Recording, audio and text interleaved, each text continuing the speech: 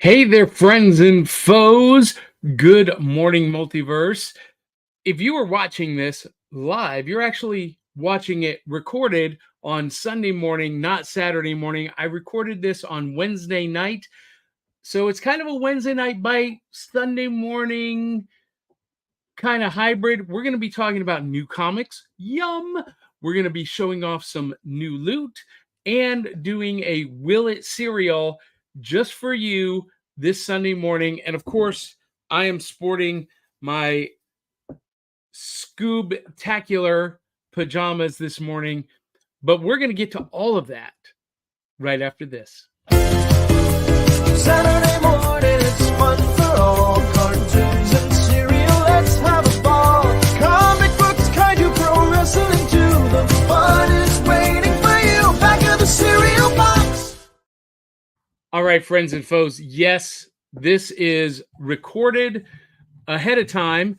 I recorded this, well, right now it's Wednesday night. So if you're watching this on Sunday, I recorded it on Wednesday because we didn't have an episode yesterday on Saturday. Is your mind spinning yet? So as we were normally live on Saturday, I was in Indianapolis doing a corporate magic gig. So I decided to record something early to share with you on Sunday, today, instead of yesterday. So tonight, anyway, this is Back of the Cereal Box, a pop culture podcast that celebrates the fun of the Saturdays of our youth while navigating adulthood today. I am your host, the prophet of pop culture. You can call me Johnny Beyond if you dare.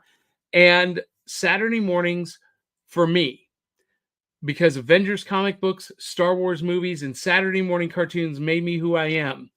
But Saturday mornings was all about sitting down with big bowls of cereal, watching cartoons, in our pajamas, reading comic books, watching kaiju movies, pro wrestling. That's why it's all in the theme song.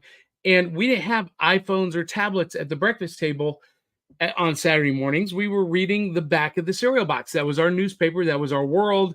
And they would put games on the back, comics. Sometimes you had to cut out records, stories, mazes.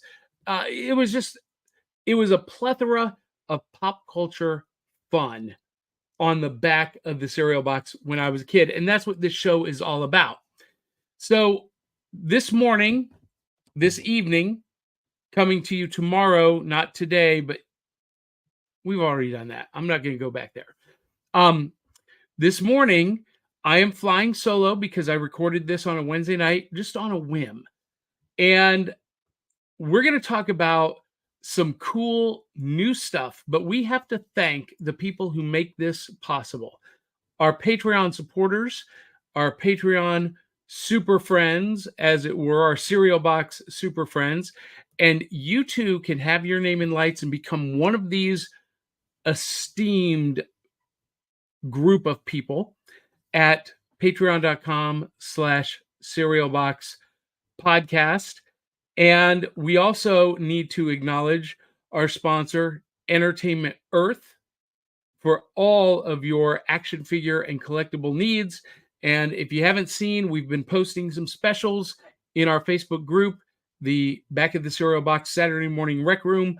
So you can click the link in this episode or click the link in one of those posts to get some cool stuff. The holiday season is upon us, and my birthday is upon us. I'm just saying. And also brought to you by Tales of the Decoverse, Volume 3, Rise of the Impossibilists, published by 7th Star Press, and written by a name that looks familiar. Oh yeah, that's me. Anyway, check that out at Amazon, Barnes & Noble, wherever you get books. So, what are we going to do first? I think, on a Saturday morning, we would normally be asking what's in the bowl and sitting down with a big bowl of cereal. I've got my bowl. I've got a spoon. I've even got the milk, but I don't have cereal. So that means there's only one question to ask. Will it cereal? And on Will It cereal, we take something that is not traditionally cereal, we put it in the bowl with milk and see if it will cereal, if it works. And I know the answer to this one already before I've even tried it. These are soft baked mini cinnamon toast crunch Pillsbury cookies. I've never had these. I've never tried them in a bowl with milk, but I know exactly how this is going to go. So, actually, you know what? We need to get a picture of that for the cover art. So, bear with me just a minute while I do that. So, here we go.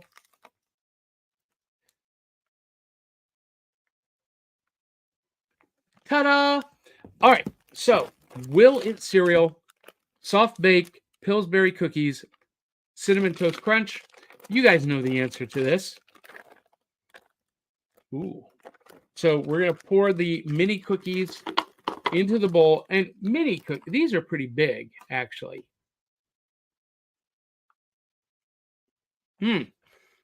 As a cookie by themselves, these are pretty good.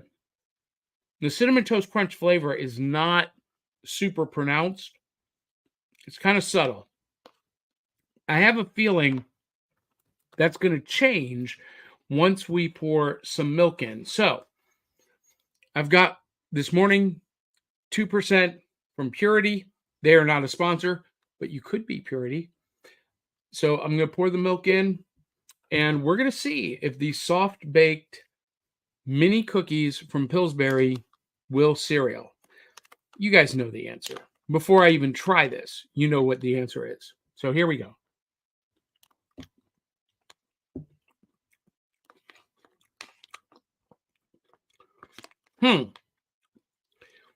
So this is interesting. I've mentioned this on the show before, but the soft baked cookies, they don't absorb the milk the way that crispy cookies do. So another bite before I make a decision.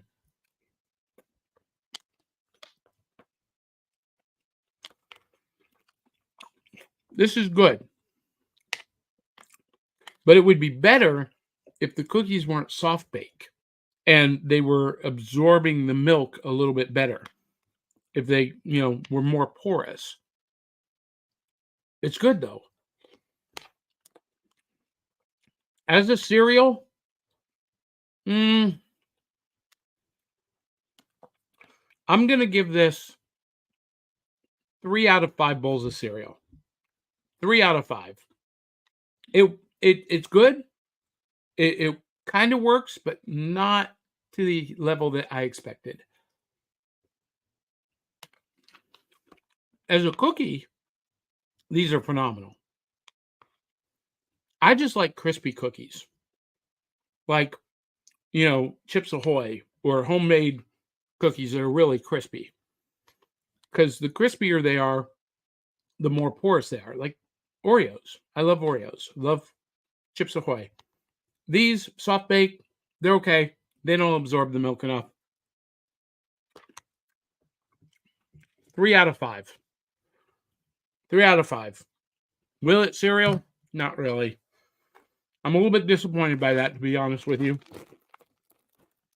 They're still delicious, though. It tastes delicious.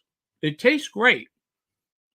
It's just not living up to what I think cereal should. So, 3 out of 5. There you go.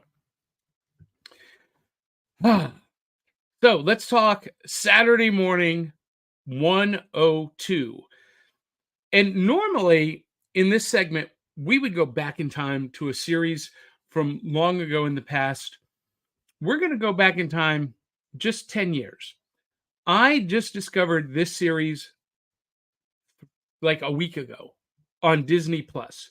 So it's 10 years old, but it's brand new to me. And the reason I never saw it is because it was previously on Disney XD. And I never had Disney XD. So it hit Disney Plus last week. I saw it for the first time, fell in love. It's 10 years old, so it is pretty contemporary. It's not retro per se, but it definitely fits the definition of celebrating the Saturdays of our youth while navigating adulthood today. I am talking about Star versus the forces of evil. And Star is a character. She is a princess from another dimension who inherits this super powerful magic wand, the rainbow wand. And it's very powerful. And in her own dimension, she ends up destroying things and, just making a mess of everything. And so her parents, the king and queen, send her to our universe. And if you hear the dogs in the back, they don't know when to be quiet. And they're just going to come into the office. Anyway, Star Butterfly gets sent to our dimension so that she can learn how to use the wand without damaging her own home dimension. So it's okay if she destroys the Earth, but not her own home. And along the way, she makes a bunch of friends, in particular, Diego, who is the son of the parents that she's living with as a quote-unquote foreign exchange student. And a lot of great, wacky characters. They're all a lot of fun. And this show is just super funny. It's really well written. I absolutely adore it. It's the kind of animated show that would have been made, before I was a kid, like in the 50s, because the writing is that good. The animation is super clean. It's crisp. It's smooth. Superior animation, superior writing, and really, really likable characters. And some storylines, some dilemmas that have real consequences. All throughout the series, there is an evil catbird demon trying to capture the wand from Star Butterfly and keep sending his demonic minions after her. That's the forces of evil that she has to fight against. So, great series. If you're looking for something new to watch, that is definitely one to check out. Can you dig that? I knew that you could. Now it's time for new comics. Yum! I haven't done this segment in a while, but I felt like it was important because you may have seen me post. I've been a comic book fan my entire life, since I was 5 years old. And Avengers comic books, Star Wars movies, Saturday morning cartoons made me who I am today. I love the Avengers. I still do. And for most of my life, I was a big two kind of guy. Marvel, DC, I was a Marvel shill. And while I still love the Avengers, I have found myself migrating away from the big two and really falling in love with indie publishers. And so I just thought I'd share with you the comics that I think are super phenomenal. Phenomenal. These are the books that I can't wait to read every month. And none of them are Marvel or DC. These are all indie publishers. So, before we go through these, let's acknowledge a couple more of our sponsors. Song Swap Showdown. Check this out. Hey everybody, Chris Vaglou here from Song Swap Showdown. We are your weekly musical throwdown podcast. Each and every week, my co-host Amanda Sharp and I each swap 3 songs with each other that we may or may not have heard before, and then we rate those songs at a scale of 1 to 5 records, with 1 being a hard pass of a song and 5 being heavenly music to our ears. The songs are chosen by spinning the wheel of themes at the end of every single episode. But today, I am here to let you know that your weekend is not complete unless you started off by watching Back of the Cereal Box with Johnny Beyond and the rest of the crew. Love you, Johnny. Keep up the amazing work and rock it. Thank you, Chris. And also check out our charity sponsors, Comic Books for Kids. Comic Books for Kids provides comic books to kids in hospitals and cancer centers across the U.S. It's a place where we can all work together to make sure every child has a comic book. 100% of all proceeds go towards the kids. It's about making a difference, and while they're in the hospital, allowing them to fly like a superhero, battle dragons, or rescue teddy bears. We are in every state in the country and now support over 160 hospitals. Every month, we add more. Visit cb4k.org. All right, check them out. All right, new comics. Yum. These are the comics that I can't wait to read every month. None of them are the big two. They are all indie publishers, starting with Flash Gordon from Mad Cave Studios. And this is written by Jeremy Adams, art by Will Conrad and Lee Lofgridge, and letters by Taylor Esposito. One of the problems that Flash Gordon has traditionally is that they tell the same story over and over. It's Flash versus Ming. And this series gets past that. This series picks up after the fall of Mongo. Ming has been defeated. Flash Gordon finds himself mysteriously in prison, and he has to escape. And so it's a new status quo for Flash Gordon. Now, I'm going to spoil it because you're like, well, how can Flash be Flash without Ming? Well, there's another antagonist in the storyline, and that is Queen D'Elle Arden, who has married King. She's Empress Arden. She married Ming the Merciless, and then when Ming was ousted, she took over. And in this final panel, she's like, I command you to find Flash Gordon and bring him back here, dead or alive. And in the free comic book day preview of this series, D'Elle Arden, actually, this is the cover. D'Elle Arden is seen in the same uniform as Flash. She was as much a swashbuckling hero as he was. So we have no idea when we pick this up how they got to this point. It's kind of a mystery at this point. And we're in 2 issues, but really, really great. And Ming does pop back up. He's not dead, but I'm not going to spoil it for you. This one, oh my gosh, this is so much fun. So much fun. From Massive Comics, I Lie Popeye. This is classic Popeye, but with a little bit more contemporary anime art style. Everything you love about Popeye is in this story, including the classic villains, the Sea Hag. Bluto is Popeye's frenemy. You got Jeep. And, just everything you love, everything I love about Popeye is in this story, but updated for contemporary audiences.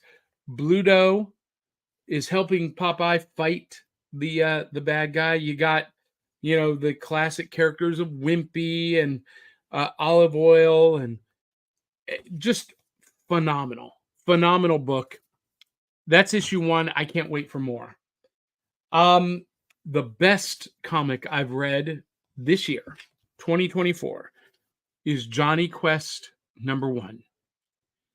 Johnny Quest #1 is written by Joe Casey. That Joe Casey, classic writer. They're my dogs piping in. Either they agree or they disagree. I don't know what you're barking at. Go. Get. Anyway, Johnny Quest #1, written by Joe Casey, art by Sebastian Perez. This feels like the classic Johnny Quest animated show, and it picks up after the Free Comic Book Day preview, where Johnny, Haji, Race, Dr. Quest, and Bandit end up in a future alternate timeline. They travel forward in time. Now, maybe the best part about this issue, maybe the most fun, is seeing Race Bannon flying off with a jetpack and a machine gun. I mean, an M16. How cool is that? This is the single best comic I've read in 2024. And it's by Dynamite, so an indie publisher. None of these have been big two. Also from Dynamite. Dynamite's cranking out some great retro work. Space Ghost. This is issue number 4. And Space Ghost is written by David Pepose, and the art is Jonathan Lau. And this is a contemporary, updated retelling of the Space Ghost mythos. It stays true to the source material, but it's really Jan and Jace origin story. And you know what? This has been one of those books that I can't wait to read every month. It leaves you on a cliffhanger, like Zorak is about to kill Jan and Jace. We got to wait till issue number 5 next month to see what happens. Again, by Dynamite. Amazing work from Dynamite. Speaking of Dynamite, they are producing also the Thundercats. Do you see a theme here? This is Saturday Morning Come Alive. And this is basically a story that expands on the ideas from the animated series. Basically, it retells the origin of the Thundercats crashing on Third Earth, and it's all about how Lion-O has to come to terms with becoming a grown-up while he was in stasis. If you haven't seen the Saturday morning series, spoiler alert, and it's all about how he deals with these changed status quo relationships with the other Thundercats. And basically it takes place in between those original Saturday morning episodes written by Declan Shalvey and artist Drew Moss. Amazing. And you'll notice something here on most of these books. The artist is doing both the pencils and inks. So a lot of these books, we don't have separate pencilers or inkers. IDW, The Rocketeer Breaks Free. This is issue number 1 by Stephen Mooney and Staz Johnson. All I'm going to say is that Stephen Mooney is the heir apparent to the Rocketeer legacy.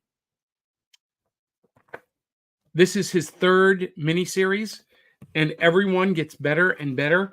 And he definitely has captured the tone, the energy, the nostalgia of Dave Stevens. And it just doesn't get any better than The Rocketeer Breaks Free. So if you love the movie, if you love Dave Stevens' original comics, IDW, Rocketeer Breaks Free. All right. So this is published by, I want to say Oni Press. Let me double check. Yes, Oni Press, the Nacelle Universe, Biker Mice from Mars. All of the fun you remember from the Saturday morning cartoon. It's written by Melissa Flores, art by Francis Portela. And again, he is the inker and penciler. And it is great Biker Mice from Mars action. Now, this is part of a larger universe, the Nacelle Universe, or nacelle. I don't know how you pronounce it, but it includes RoboForce, Sectars, Biker Mice from Mars, and another one. I can't remember what, but they're all interconnected and ton of fun by Oni Press. I'm digging it. All right, only a couple more. So from Mad Cave Studios, they're the ones that do the Flash Gordon and Defenders of the Earth and Dick Tracy. Gotcha Man. This is issue number 2, known to many of you as Battle of the Planets, written by Cullen Bunn, one of my all-time favorite writers.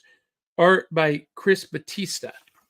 And this is a faithful adaptation of the original Ninja Science Team Japanese anime.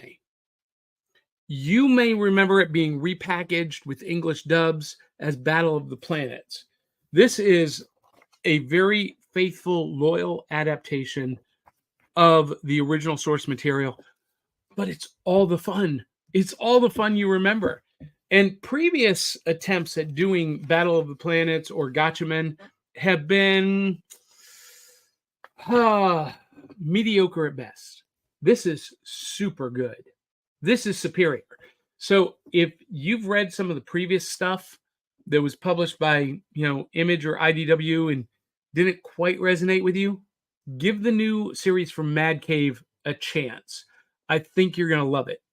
Now, one of the things that Mad Cave is doing that I absolutely love, and they're doing this with Flash Gordon, they're doing it with Gotchaman, they're doing it with another one of my favorites right now, Dick Tracy, and they're doing it with Defenders of the Earth.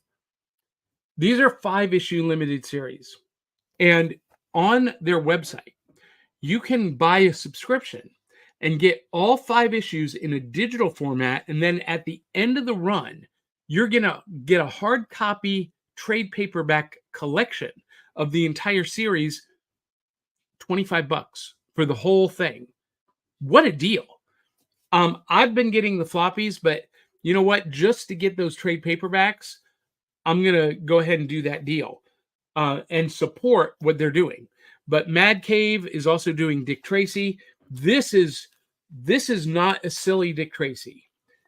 This is like the Warren Beatty Dick Tracy movie on steroids. It's gritty. It's action-packed. It's got real consequences.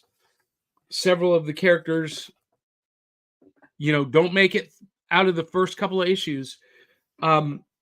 This is fantastic. Now, it's co-written by Alex Segura and Michael Morecki. Again, one artist, Geraldo Borges. And Geraldo Borges' art is gorgeous. It really does fit a crime noir series. Everyone that I've talked to that has read this agrees that it is phenomenal. You need to check it out if you haven't. I mentioned Defenders of the Earth. This is an adaptation of the classic cartoon series. Now, it's not connected to the Flash Gordon series, although it's published by Mad Cave. Completely different creative team. Dan DiDio is the writer on this. Yes, that Dan DiDio, or Dan DiDio. I always want to put an extra D in there. Dan DiDio. He was a popular writer for DC Comics. Artist on this is Jim Calafori.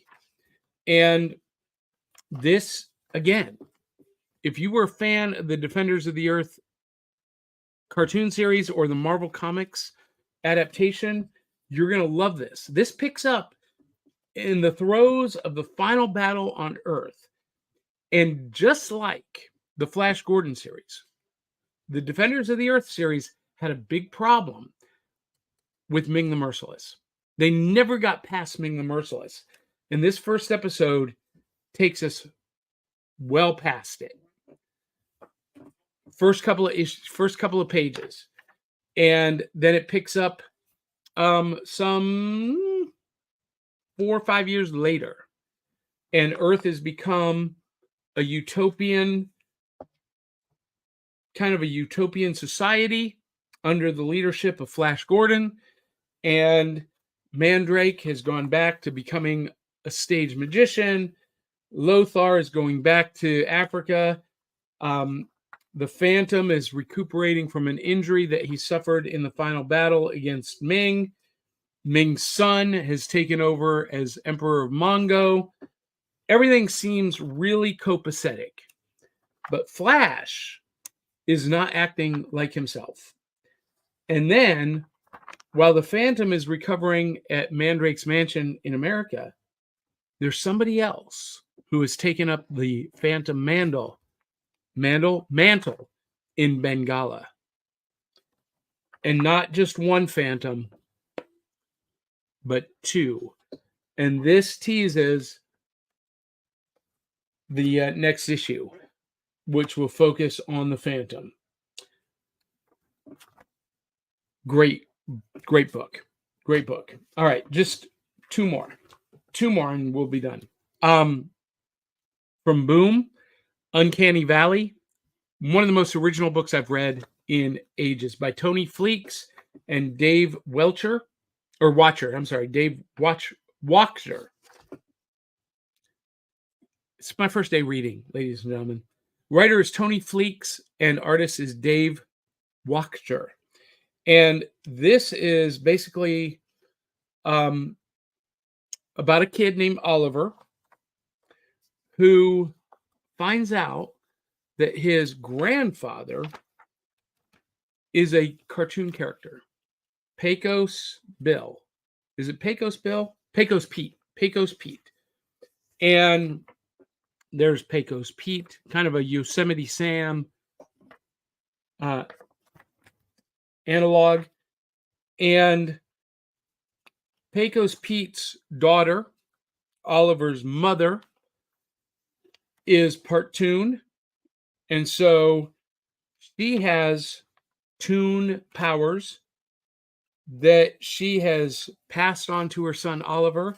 And there's something about Oliver that makes the villain a character called the First, kind of like a cross between Maleficent and Mumra. The First wants Oliver. And Pecos Pete has unwittingly delivered Oliver into the hands of the First. Dun, dun, dun. This is issue number 4. I think it's just a 5-issue limited series. Next issue, there's a lot to resolve. It's been a lot of fun. All right. I said 2 more. I lied. Godzilla versus Power Rangers. This is issue number 4 in a 5-issue series by Cullen Bunn. Again, I love Cullen Bunn. He is my favorite writer. Art by Baldemar Ruiz. And super stylized art. Basically, you got the classic Godzilla. You got Jaguar. They're going to bring in King Caesar. And the Power Rangers getting amped up with Kaiju powers to face Rita Repulsa and her dark Power Rangers. And so, you've got Power Rangers that have the Mothra Zord, the Anguirus Zord, the King Caesar Zord, the Jaguar Zord. And if I'm not mistaken, this teases next issue a Godzilla power-up Power Ranger. Dun, dun, dun. Godzilla with the power of the Power Rangers. IDW. Image Comics. Skybound. Energon Universe. This is Scarlet. Now, The Energon universe includes Transformers, G.I. Joe, Duke, Void Rivals, and rumor is Mask is coming, all in a shared universe. And this particular one is about how Scarlet basically becomes Scarlet. She infiltrates the clan of Storm Shadow, and Jinx is her best friend and roommate, and she's got to rescue her from the clutches of the clan. And we're going to find out, I guess, how Storm Shadow becomes an agent of Cobra. One last one from Dynamite for all of you who love 90s Cartoon Network cartoons, the Powerpuff Girls. There's really not anything to say about this other than it is classic Powerpuff Girls. It's written by, I believe, Kelly Thompson. Yep, Kelly Thompson. And the art is by Paulina Canasho. And it is the Powerpuff Girls in graphic form. Super fun. So all of those celebrate the fun of the Saturdays of our youth, and none of them are Marvel or DC. Those are the books that I'm reading every month. I'm spending a lot of money on nostalgia, folks. So that's why we need your help. Because we can show off these things and do reviews like this when you contribute to patreon.com/serialboxpodcast. It's running down below. $1, $2 a month is all we ask. But if you contribute at $10, you get copies of these preview books. If you contribute at the $20 level, the VIP level, you get to host your own show, like Dennis Pozzi, who has a new show coming out Tuesday. We're going to be talking about Darkwing Duck. So, a lot of cool stuff there. A lot of cool stuff. And if you like what we do, make sure you tell 200-300 of your closest friends and family to come share the fun. And subscribe on whatever platform you're watching or listening. Give us a good review, 5-star. And until the next time, love you, mean it.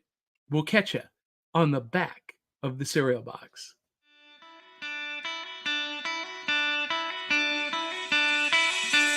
It's like Coca-Cola, Levi's strap.